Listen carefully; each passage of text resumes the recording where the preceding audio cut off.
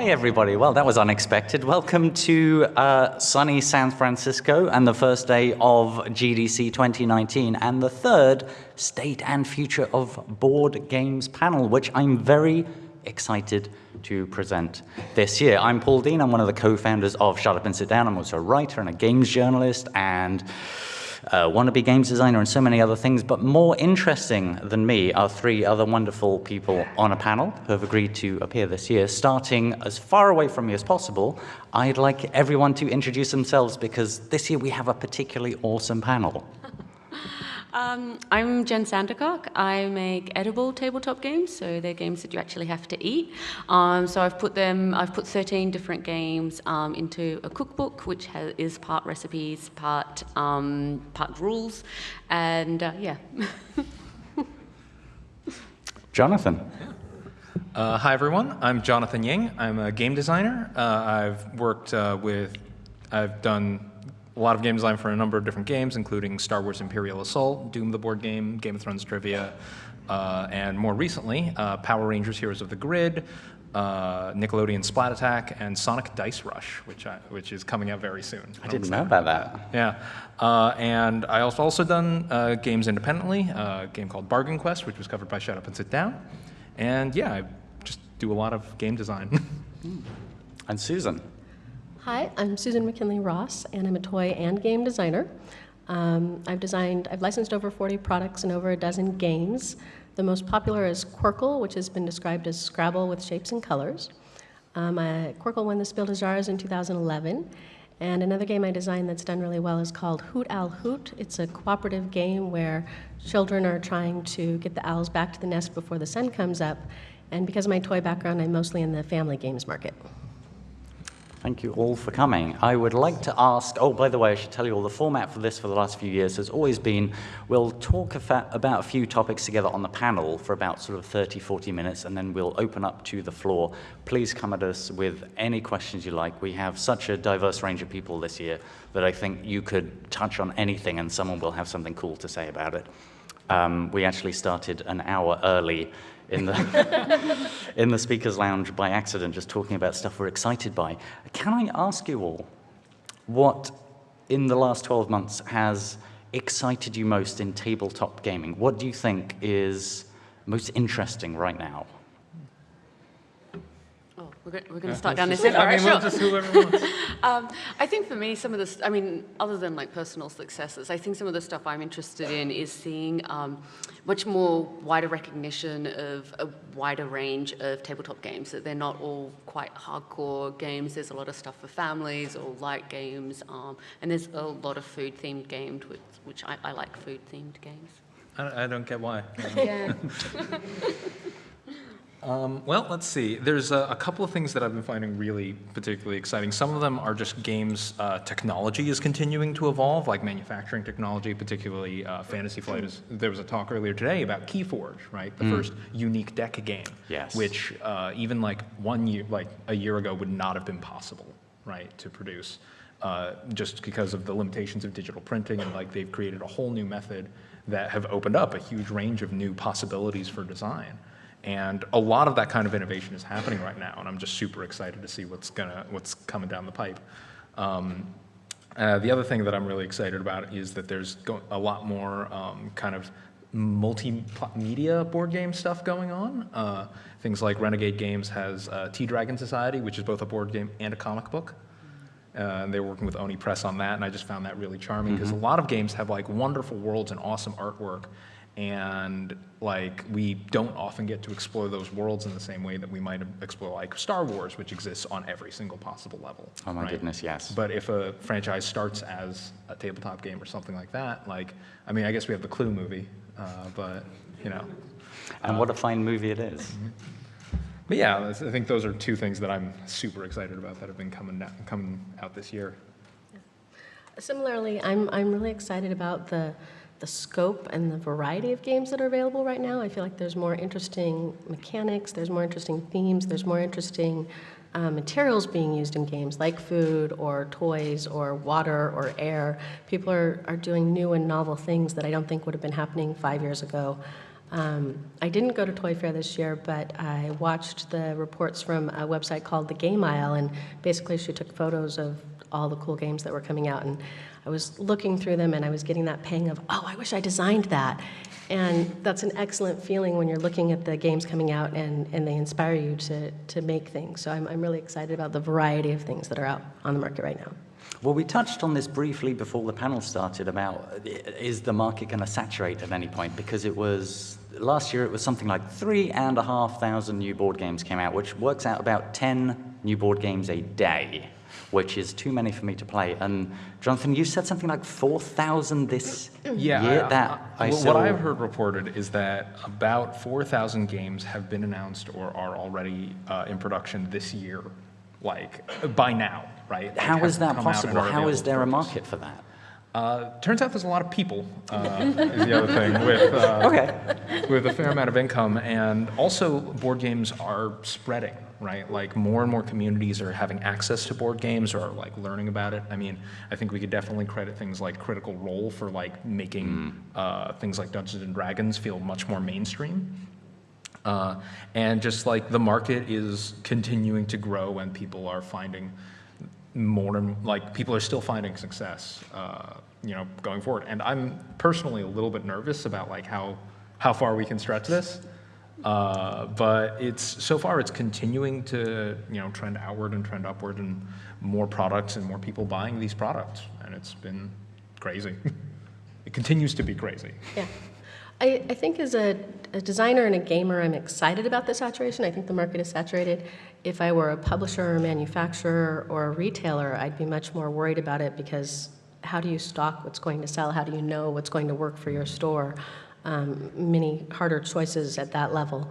But as a designer and a gamer, it's very exciting. And I also am worried about the short-term future. Is this sustainable? But I think there's some hope that we could eventually get to a book model where there are lots of people who read a wide range of books, and there will be a lot of people who play a wide range of games.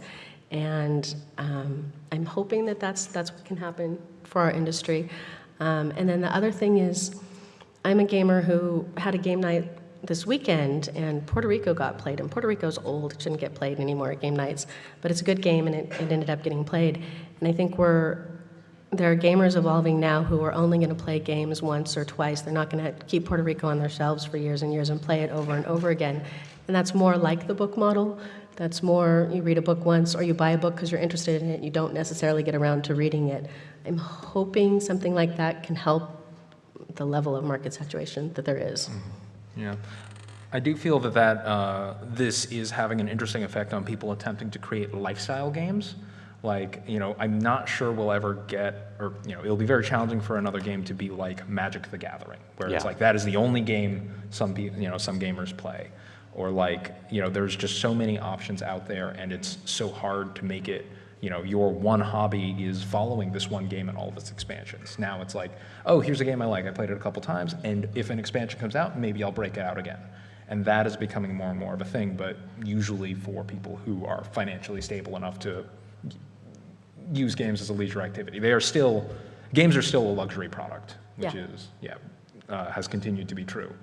And they're just becoming a more and more popular luxury product, which is also exciting, but I think we should pay attention to that. Accessibility is a big deal in board games right now, and as games become more popular, we also want them to become more accessible to bring in new players, because this is not. There are a lot of players out there, but not all of them are interested in exactly the same themes or exactly the same mechanics. Some people, want to play games while having a snack. I was going to say, I mean, that could be someone's entry into tabletop gaming, could be edible games. That could be this bizarre but fascinating vector of that spreading. Yeah, I mean, I do feel like somewhat I've tried to target bakers as well as gamers. Like, most of my games aren't super hardcore games, so if somebody is a hardcore gamer, they probably will bounce off my games a bit, but people who are like, oh, I want to do a fun thing before maybe I play a hardcore game, or I really love baking and I want to show off all my amazing baking skills, there's like games for that in the book. So. So sort of reflecting on that then, what makes it interesting to be a board games designer now in 2019? There's a lot of people at GDC who are more and more interested in board games. Loads of people prototype things on tabletop if they're thinking of going into digital games design. Why should they stick with board games? Why should a person be a board games designer? I think partly like Kickstarter is still like, there are a lot of games on Kickstarter, but if you have a genuinely good idea, it will come to the surface and people will find out about it. Like, because I think there's generally in the tabletop space, there's people who every week check Kickstarter. What are the Kickstarters out right now? Yeah. And so people are consciously looking through that system. And so I think if you are able to come up with something that's able to stand out from the hundreds of games that are out on Kickstarter at any one time, then there's a chance for you. And that feels good, that genuinely good products can still stand out and be noticed. I mean, sort of part and parcel to the fact that we're getting so many more games coming out, right? The systems for actually manufacturing those games are becoming more and more accessible, right? We're having websites like Game Crafter now allows you to do custom punch-outs, which they weren't doing, a couple years ago. And like all of these things will allow people to make even really small print runs of games just for themselves, just for their hobby. And once you have that, maybe you're going to try and run a Kickstarter, or maybe you're going to try and pitch it to a publisher, and that the barrier for entry for board games is lower than it's ever been, honestly. And the ability for people who have access to the internet to create a game that looks nice and that feels professional really kind of fuels that dream and that desire to make something cool and to put it out there. And even as big as the board game market is growing, people are hungry. People want, with all these games coming out, players are having a harder time finding exactly the game that suits the thing that they really personally want, right? And there was a long time when in video games where people weren't making adventure games, right? Yes. And then and so no one was serving that market because that market was considered a niche market. I think a similar thing is happening in tabletop, right? Where we are able to now make games that are more targeted at a specific group of people or at a specific audience that is currently underserved, or that just they want a new thing that fits their paradigm for their type of gamer. Yeah, that's fair. Well then, I mean, with that in mind, if Kickstarter exists, if all this infrastructure is appearing, is Kickstarter the place that independents should start? If there are people here who want to make their own board games, where would you tell them to go? Should they be pitching to big publishers? I think you're going to get a range of answers to that question, so we should each take it, yeah. Yeah, I mean, I think there are opportunities on Kickstarter, but I was looking over Kickstarter earlier this week about what's available right now, and I am constantly looking at what's on Kickstarter, and it does feel like the games that are successful are people who are not first-time creators. So it does seem like it's very, unless you have something that really stands out, it's very difficult to get started. It's better than probably digital games, I would say, still. To be able to get in, the barrier to entry is okay, but it's not easy. So when I started my business, I had been a product developer and a product designer, and I started my company with the express purpose of product design. I'd done product development. I know how important safety, packaging, advertising, shipping, all of it is. And I knew that that's an expertise that wasn't what I wanted to have. I wanted to focus on the design part. And I didn't have the opportunity for Kickstarter when I started. But I wouldn't have gone that route anyway, because I really like having a partner who has that expertise and takes over that part of the job. Angie Holmstrom is the wholesale manager for Mindware, and she sells Quirkle all over the world so much better than I can. And I'm so glad that I have a team doing all of that and working on my behalf on the game all the time when I'm working on the next game. So for me, having a publisher and having the eyes of a publisher and the polish of a publisher and the expertise of a publisher is my preference as a designer. But I recognize the financial incentive for Kickstarter can work much better for designers. And if you're willing to put in the extra work that Kickstarter requires, you can really maintain control of your game in a way that you might not necessarily be able to with a publisher. Can I just say though, like on the Kickstarter front, I feel like you can't ever get enough money to be able to make it, to be able to pay yourself at all. You can get enough money to make a product. Like if all you're doing is trying to get your dream out there, Kickstarter will do that. But like I think, like having the other person to look after a bunch of stuff, it really takes a lot of time to do all of that. And the nice part of having the publisher is I designed Quirkle in 2006. I'm continuing to design Quirkle spin-offs and expansions because that's what I've been asked for, but I'm not, they're continuing to work on it and grow it, and I can spend my time on other things. So it's really nice having other people invested in the growth of something you're working on, and you can move on to the next design project. I really appreciate that. Yeah, I feel like as a platform, Kickstarter has changed a lot over the years. It's become a little bit more, in some ways, much more stable. Like there are a lot more sort of orthodox ways of running a Kickstarter, which is both good and bad, because there are all these rules that people follow. Like one of the fascinating things is like the rule of thumb is like launch your Kickstarter on a Tuesday, right? Yeah. And that's like that's the idea. But here's the thing, right? Everyone knows that, right? And so now every Tuesday, like 900 Kickstarters launch, and where's yours? It's in there, right? Like it's unless people are getting that in their feed, it's challenging for them to see it. And you know, with all of these rules, with all these new setups where it's like Kickstarter backers now demand like, we want to see a gameplay video. We want to see reviews ahead of time. You should send it out to all these reviewers. We want to see, and which means you have to make prototypes for every reviewer before the game is done. We want to see how the game looks. We want to see near final artwork on this Kickstarter. Like, used to be, you could run a Kickstarter with like a couple of art pieces and a really good game idea, and be really earnest, right? When I did the Bargain Quest Kickstarter originally, one of the pieces of advice I got was like, hey, do the video yourself. Like to have, use your laptop camera or whatever and just sort of talk about your game and what you're trying to do. And that really worked, that worked all right at the time. But these days, people want like trailers for their board games, for like them to do crazy money. They see like a human face, like, who's this? What is this? This doesn't seem professional at all. Which is a weird expectation to have for Kickstarter, but it's one people are increasingly having, right?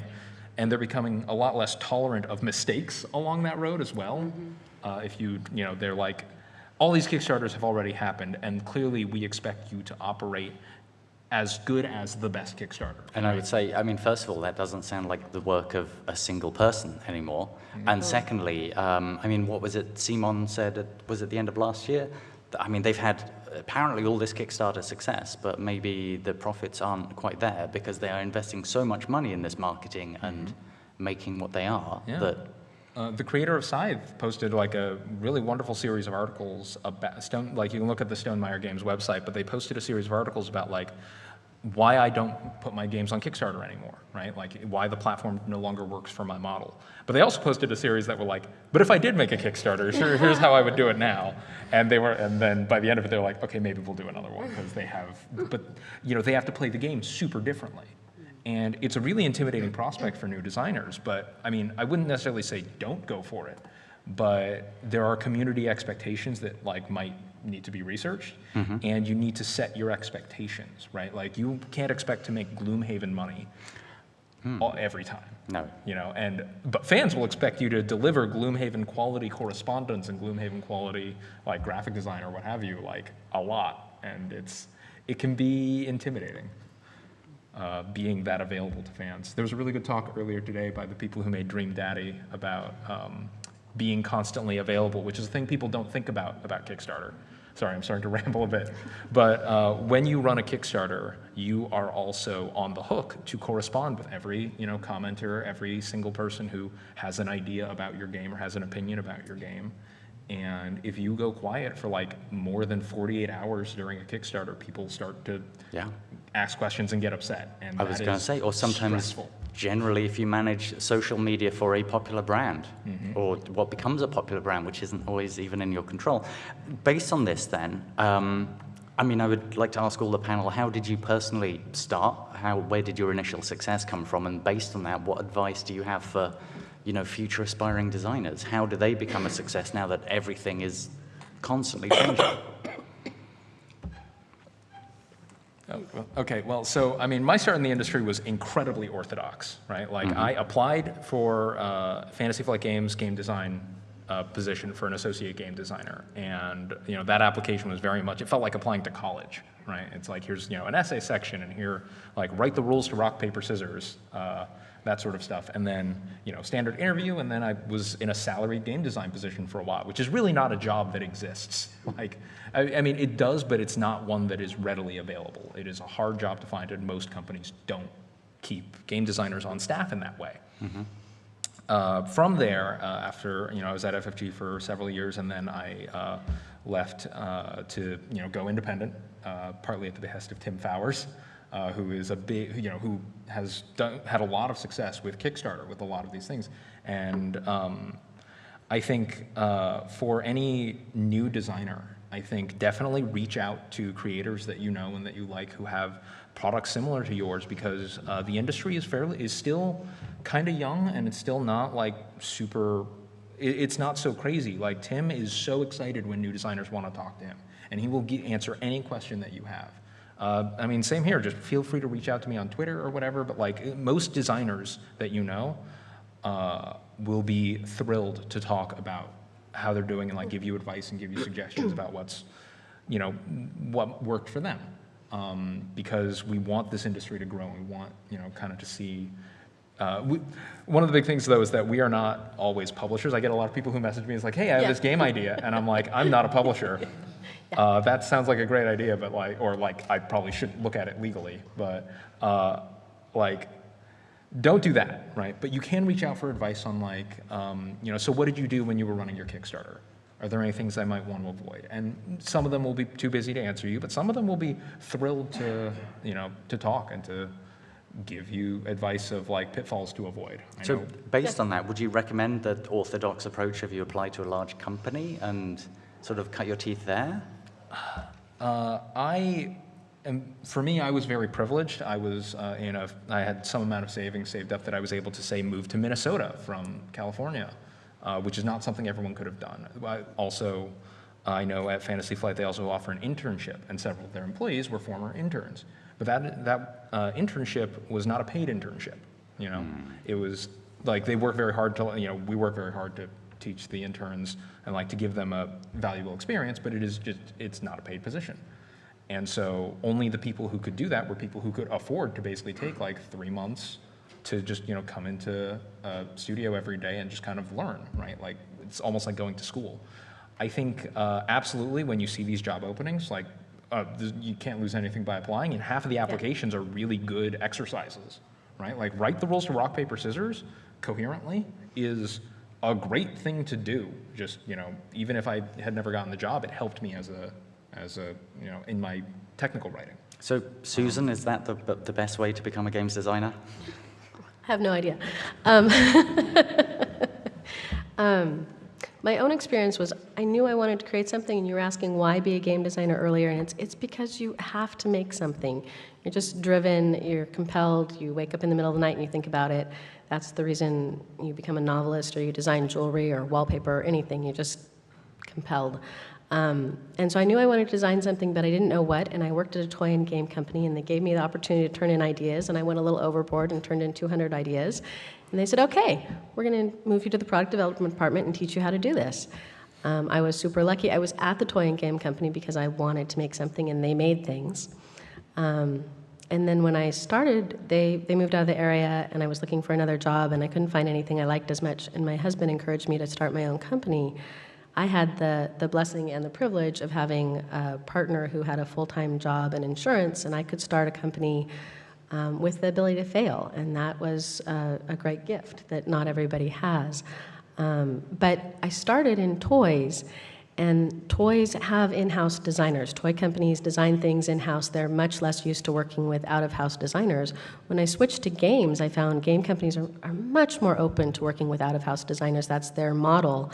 So they're much more approachable. They're much more willing to look at things. They're much more willing to work with people who don't have as much experience.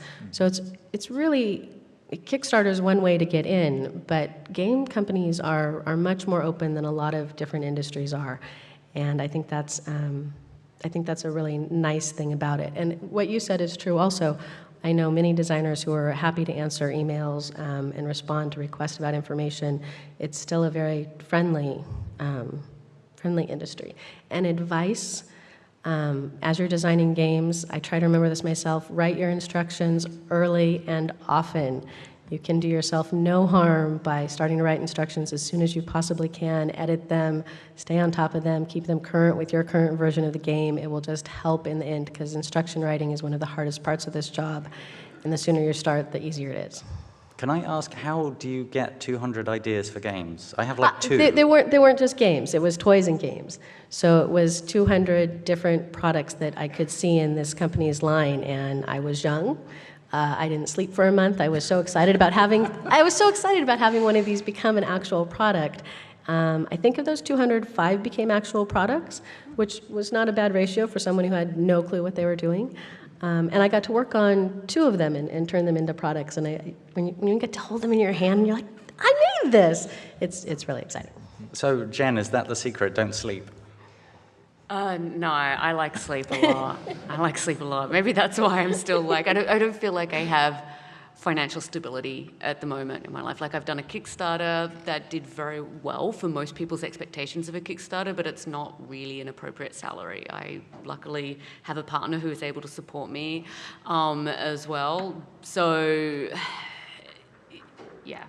I kind of come from a digital games background, which also isn't very stable, but feels a little bit more stable than tabletop games in terms of being able to have a career or a job in it.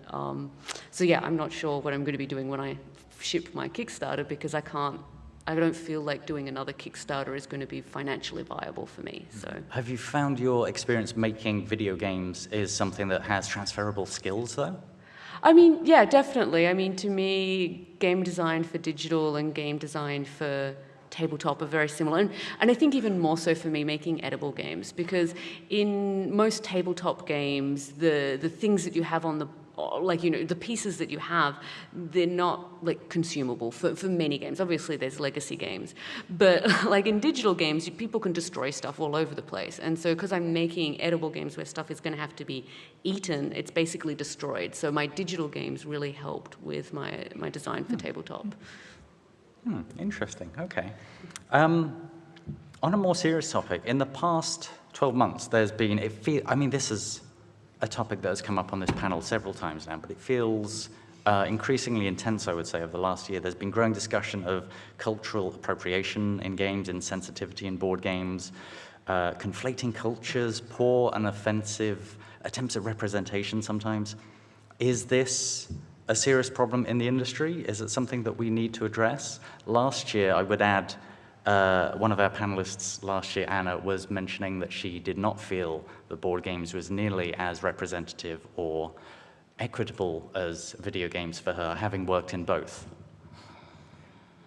I have a hot take, I have a take on this one, and I definitely agree that tabletop games are not there yet. But I also feel that you kind of have to be bad at something before you get good at something. And we are currently bad at a thing, but I think it is still a sign of the industry moving towards more games that even try to represent different cultures, even though they are sometimes failing in their execution or failing in their ability to consult these cultures that they want to show off. But like, it's kind of, there is an element that I feel like kind of refreshed to see a greater variety of themes than like Western military history or Western military history or Western economic history. But there's so right? much of it. Yeah, I know, right? But you know, as we get a greater variety and as we get more themes that are differentiating themselves, people are finding like, oh, hey, how do I set myself apart? Well, let's start doing things that people haven't done. And then sometimes they'll execute on those things less than appropriately. And I'm really hopeful that the industry will be taking these as learning experiences. There are a lot of cool websites that are, you know, analyzing games via accessibility and like doing all of these things that are gaining a solid traction in the community, which is nice. And that I have some nervousness about call-out culture, and that's a larger conversation about how internet discourse is done. But I actually feel I feel more optimistic than I had in the past that we will get there. Although I also feel very strongly that we are not there. And that we are not doing as good a job as we can be representing various cultures and identities and, that. I mean, I would say my experience of meeting games designers and hanging out with games designers and interviewing games designers is a lot of them look like this. How do we change that? Can we change that? I mean, Yeah, I mean, I guess some of it's just, I know sometimes going to like board game conventions, I walk into a room and it's just full, I should make sure I talk into this. You go into a board game convention and it's like full of people who I look at people, I'm like, I don't know if I identify with you. I don't know if I'm going to be able to have anything in common with you. And I think there's a lot more of a range of different board game conventions out there that now are much more inclusive and anybody can turn up. And I think that helps with the funnel of trying to get more voices in there. Like if you're not even able to go to a convention space and feel comfortable playing those games, then you're probably not going to try to design like board games at all. So I think that's part of the step. I mean, I think we've discussed that financial stability is very important, and there is a cultural element to financial stability. There are more, wealth gaps, pay gaps, all of these things are true depending on, kind of where you exist, and that will affect whether or not you can succeed or you feel comfortable attempting to succeed in the industry. There are people who are doing a lot of work trying to foster more inclusive behavior among players, which will lead into more inclusive behavior among, within the design scene as we get more people who are enthusiastic about games in general. I'm very heartened to have found out recently that the winner of the most recent, the new game Keyforge, which we had talked about, their biggest event, the Vault Tour, was won by a female gamer. And that is not common in competitive card game scenes. And that's kind of a heartening event to happen, even though it took a while. But yeah, I think there are barriers to entry that companies are working on, and that we as a culture are struggling with, and it will take time, and it will take people who are in positions of power making active decisions and making choices that are like, okay, let's see, I want more marginalized voices in my game, or I think this game would be more interesting if we can have like this culture represented accurately, and we can serve like this either community or this, present this thing that we don't see often effectively, and that will usually require a more diverse set of creators. Like that is, I think, we live in a capitalist society, and currently, diversity is kind of where the money is. Like a lot of games that are being produced that have more diverse themes people are responding very well to those. We're getting more. Even in the digital space, right? Like Overwatch is incredibly diverse with its cast, and not consistently successfully. There are some issues, but that game, like those characters, have really struck a chord in a lot of communities that that a competitive shooter would almost never have hit otherwise, right? Like you don't see Call of Duty showing up on Tumblr, right? I mean, you do a little bit, but that's a small corner. I haven't spent enough time on Tumblr. Clearly. No. We're talking about social spaces or game spaces. Have all of you spent some time in a board games cafe? Yeah. I would say so. How many folks here, quick show of hands, have been to a board game cafe? Yeah, okay. This seems to be a growing scene. This is really only a thing that I've started doing over the last couple of years. Do we think this is going to be permanent?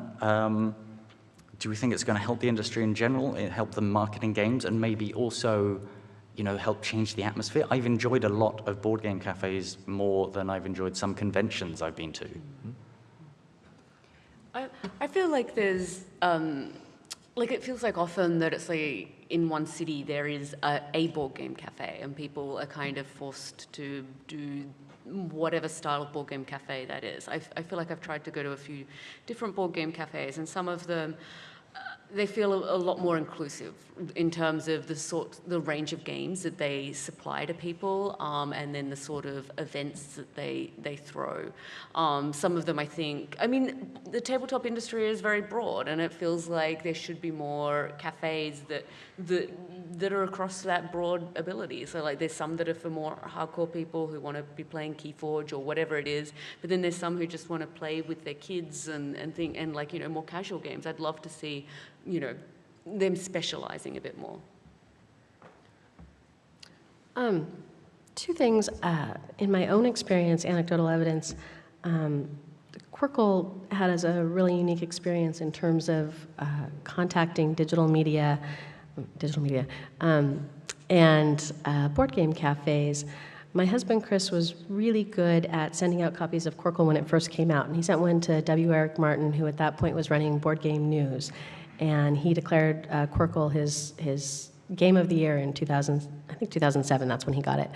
And he was really excited about it, and he had a friend in Germany, Jeffrey Allers, who said, will you please bring it to Germany, I want to try it and play it. We're going to meet up at this board game cafe, Spielweiss, which I think was one of the very first board game cafes, and I'd really like to play it there. So Eric brought Quirkle to Germany and played it with Jeffrey and Michael, who owns the cafe, and Torsten Gimler, who is the publisher at Schmitzspiel, and Torsten is the person who ended up licensing Quirkle for the German publisher. So for me, and then Quirkle went on to win the Spiel des Jahres. So for me, board game cafe is super important, and reaching out to different forms of media and letting them know about your game, super important. That led very directly to the publisher Quirkle ended up with in Germany. And also, I think in that case, Quirkle found a stronger foothold among gamers because we did that outreach than we expected. I think if we hadn't been reaching out to different content reviewers, sort of people, Quirkle might not have had that, might not have found a home among gamers that it did. It would have just stayed in the family game market, and it spread from there. So very personal experience of value of board game cafes. And then the other thing is, one of the things that I think is super exciting about games right now is the growing base of gamers are people who are excited about learning new games. And I think American gamers for a long, long time, I don't know how long, have been afraid of learning games. Families have played the games that they grew up, parents played Payday or Monopoly or Scrabble or Parcheesi or Sorry. They played those games growing up, and when they have kids, they buy the same games because they don't want to learn new games. Mm-hmm. And it's been a huge barrier of entry for American gamers to learn new games. And right now, I think in part because of board game cafes and in part because of all the videos teaching games, we're experiencing this spread of people who like to learn new games, which is totally different than what we've had before. And I think that is going to be a driving force. Even though I think we're headed towards a problem with the oversaturation of games, I think creating people who think learning games is fun is going to change our market entirely. People who think that it's fun to try something new and introduce their friends to it, and they're going to do it at board game cafes, and they're going to do it by watching videos and learning games that way.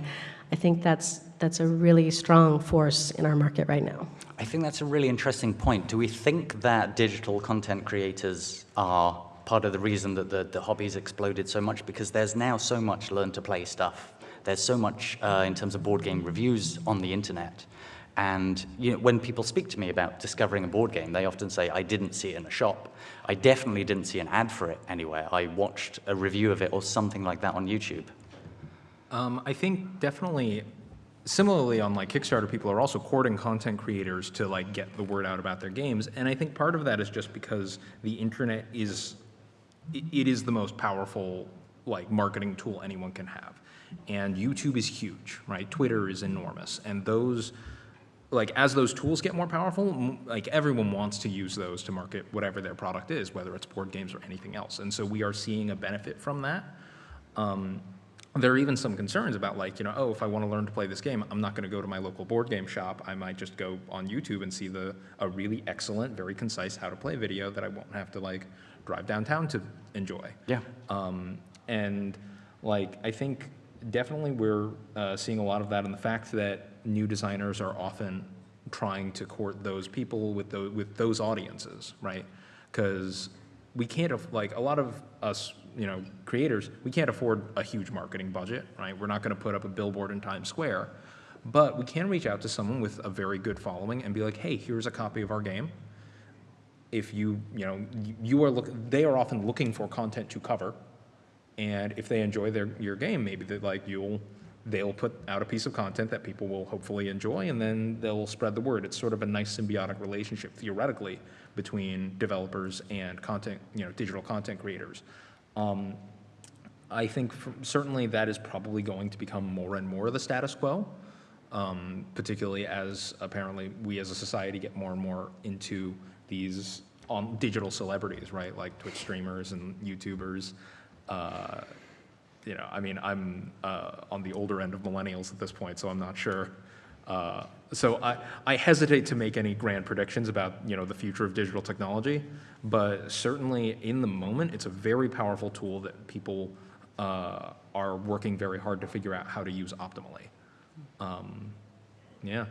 And I mean, with digital content producers, we also have digital production like GameCrafter, and we also have digital distribution like Amazon, where people don't go to their game shop to buy something; they just buy it on Amazon. And I think I love brick and mortar stores, like for the same reason we all have discussed. And I am a bit worried because having looked behind the curtain at the economic incentives, like you move so much product on Amazon, right? Like people move so much product honestly, if just Amazon is enough to put a lot of places out of business.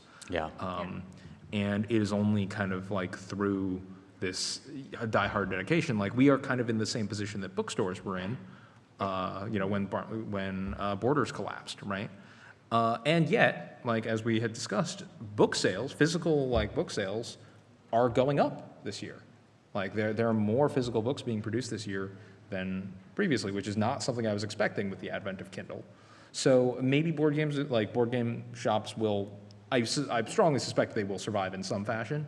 I don't know if they'll become huge, but I don't think Amazon has it in them to kill them, at least. Sorry, I guess I moved back to that previous discussion. But do you have any thoughts on YouTubers? I certainly noticed, on my Kickstarter campaign, the influence of, Shut Up and Sit Down did a review, and I think it was like a quarter of my backers came from that. So I can't remember if that's the exact number, but it was a really large number of my backers came because of that review. And so, and I purposefully, I knew they had, I courted, basically, because I knew it was important, and it was. I mean, this is also assuming that it goes well with that content creator, right? Like a negative review. Although, honestly, I've heard people a lot of people, if say Tom Vassell posts a review I didn't much care for this particular game, but they'll still talk about it. That still gets it in front of eyeballs. A lot of people are like, oh, I don't like games that Tom likes. Maybe I'll like this. I have found that if you don't like a game on the internet, people will correct you and explain how you're wrong and buy it anyway. Getting into the conversation, it really does seem like that, any news is, or what's the term? There's no bad news, there's no bad publicity. Yeah, there's no such thing as bad publicity, which I don't think is true, but bad publicity can still create positive results. There's one more thing I'd like to quickly touch on. We did discuss a bit about counterfeiting board games in the panel last year. Is that something that has affected any of you this year in any way? Not really for me. I've recently been sending out some of my chapters to some of my backers who I call play tasters, because I like I guess particularly with the sort of games I'm making, people have to make it at home. So it's kind of like a print and play game, but I'm encouraging people to make their own. So I'm somewhat encouraging people to counterfeit and make their own edible games and maybe adjust my edible games if they don't like them. So not so much for me. A few years ago, there was quite a spat of knockoff Quirkles available on Amazon, and that was interesting. There were some bad reviews because they were poorly produced, and they were selling, and there was no way to tell if you were getting a good copy or bad copy before you bought it. And my publisher worked with Amazon and got those cleaned out, but the reviews are still there of these bad copies of Quirkle. This is a case where I'm really glad I have a publisher. They're fighting counterfeits on multiple fronts.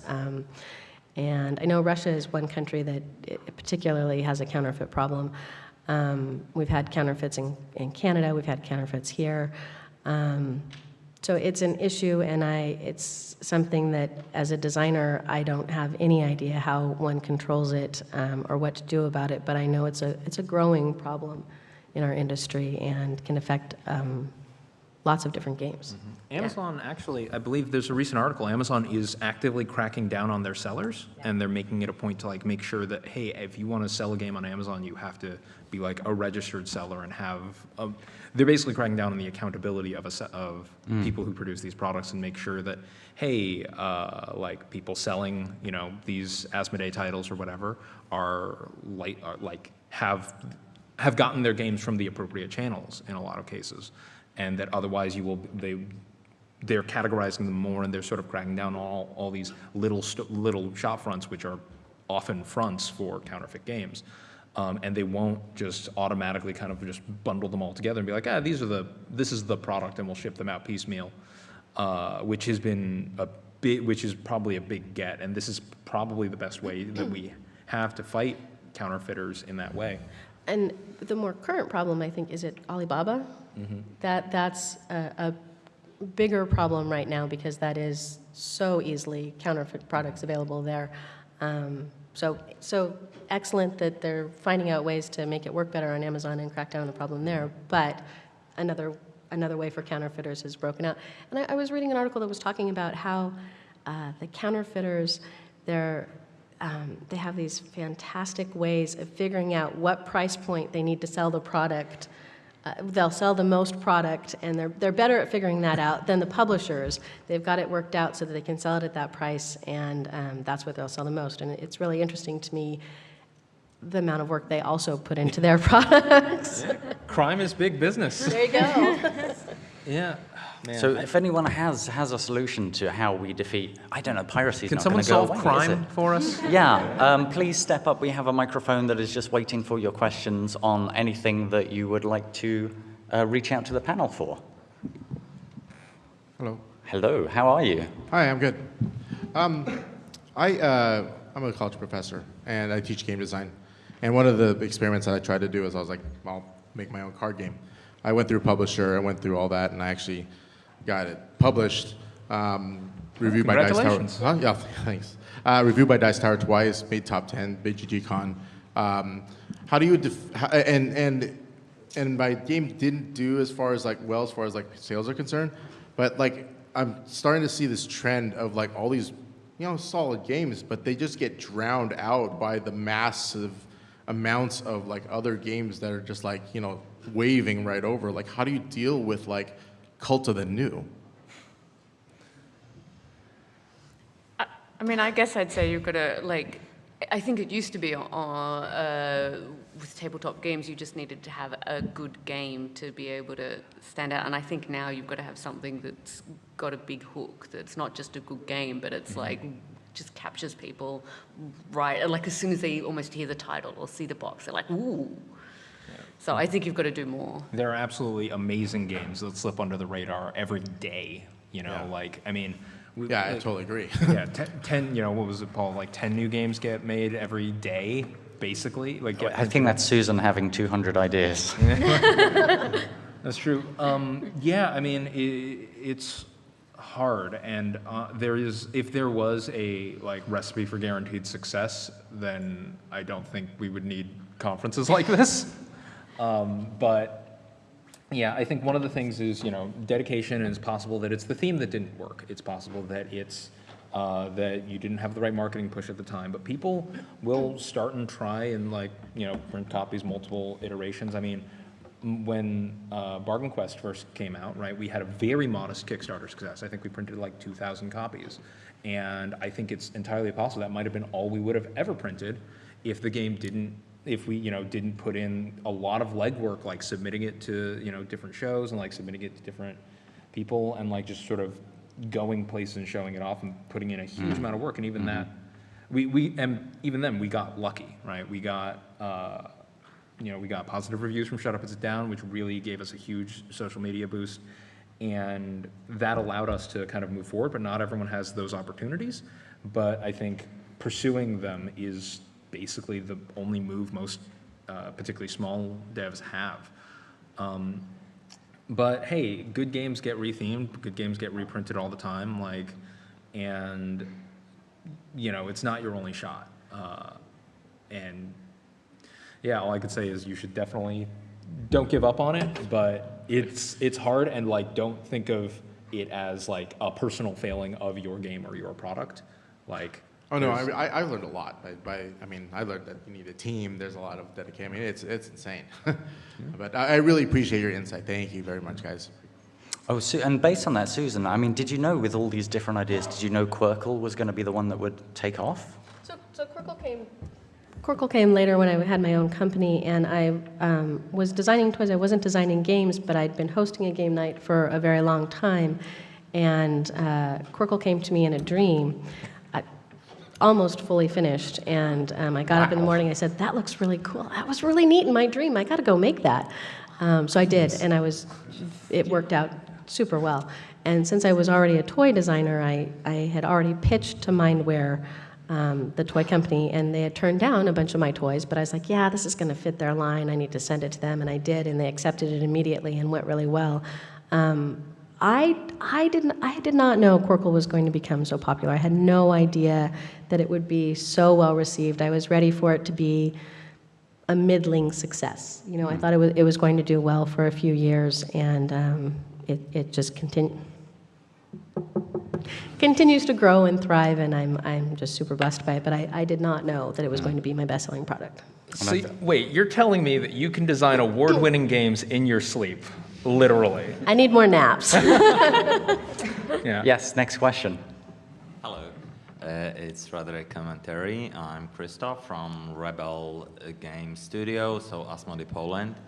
I just returned from Reno, trade show, Gamma trade show in Reno, and what topics here were covered 2 years ago on retail and distribution conferences. Yeah, in my opinion, what we were talking at Gamma, it's about overabundance, oversaturation, and how to help brick and mortar stores to survive. And the other topics were consolidation of the market and some companies going under. The last year was the hardest year for many European publishers and distributors.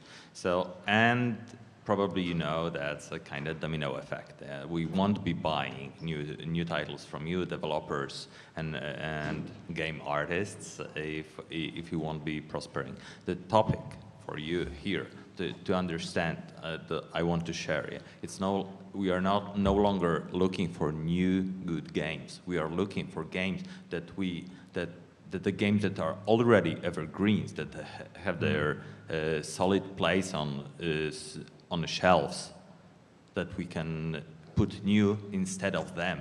Yeah, we are no longer willing to expand our catalogs or portfolio. That's why these old games are still going strong, because for us, it has better rate of interest to invest in promoting the games that we already have than to introduce new ones and start earning money in next 2 years or something. Yeah, if we solve the problem that's currently on the distribution side, yeah, then that you probably can avoid the problems that we are now experiencing, and that's what we are now trying to solve. Yeah, so keep on with good work, but your competition is not only this 900 games on Kickstarter currently, or all these bestsellers and evergreens All that you games have that to be ever better exist. than. Yeah, so it's true. I think keep we're on down good to work. 7 minutes. We should get moving. Yes, the next speaker, please. Yes, hi. Just wondering, how do you think that global availability is affecting the hobby? For example, I'm from South America, and it's pretty hard to get most board games that I guess it's easier to come by either in North America or Europe. So as you are speaking about, market saturation and how the scene can continue to grow, do you think that there is, something to be said about that you're not actually serving the whole available population that is into the hobby? Yeah, there are absolutely markets that we are not serving actively, partly because distribution can be very difficult in those regions currently, and there are other, like, broader infrastructure reasons, or a lot of publishers don't want to be the first one to dive in and invest heavily and take a risk in a region that isn't proven, right? Yeah. As things get bigger, people become more risk averse. I think this is possibly a big advantage to things like print and play, so that we can get more and more like easily accessible games in those kinds of regions. But yeah, it's hard, particularly when you're running a physical product that requires things like translation and physical shipping of a 2-kilogram box. Can I just say, I don't know if it's just that. Like, I grew up in Australia, and sure, I haven't lived in Australia for a while, and board games have got a lot more popular since I've left, but they were very expensive in Australia. Australia speaks the same language as in the US. It's quite a similar culture. Like, sure, Australia's different, but even so, it was very expensive to get. So I think there must be more than just transport and the things. I mean, I assume Australia's getting better, but it's still really difficult. There's also just, taxes based on governments, right? Like being able to figure out, like, okay, what are the import taxes for this region? And yeah, like some smaller publishers just don't have the bandwidth to be able to, to run the import taxes for, every single country, which is unfortunate, but will hopefully get better as the industry gets bigger and more successful. And there's the problems of you can't just sell to one store in a country. You need a base. So usually you need a partner in that country who has a distribution channel and can sell it to a lot of stores. So it's a real investment each country you move into, finding someone you can work with and figuring out how you're going to sell your container of games that's going to be specific to that market and going to be shipped there. Who is going to take those games? You can't just do a print run of 1,000 for them. They're going to take a print run of 10,000 in a container, and you need a partner who's going to help you get through all those. So unfortunately, it makes it so much harder to move into different countries because of that. Less hard than it used to be, but still it's a real challenge. I think we have time for maybe one more question. Hello. This is worthy of being the last question, but I'll try. We're starting to see a trend in bigger retailers of doing exclusive games for them. Walmart was the exclusive distributor of Fog of Love. Target has a couple of games that are only available through them. Do you think this is a positive thing for the industry? Do you think it's a negative? Do you think it's just a flash in the pan? Can I immediately say, speaking as a chap who lived in Vancouver for quite a while, when something's available in Target, which is not even in your country, that's quite frustrating. I think it's absolutely a positive sign that, like, these, giant monoliths think that games are valuable enough that they want to have exclusivity of products like this, that they think that they want to, that is a valuable thing. It's a good sign. I do think it's bad for all of the accessibility reasons that we've mentioned, leading into this, right? Like, a game being exclusive to only one kind of store means it's harder for people who don't have access to that kind of store, or, people who have ethical issues with, say, how certain stores run themselves or what have you.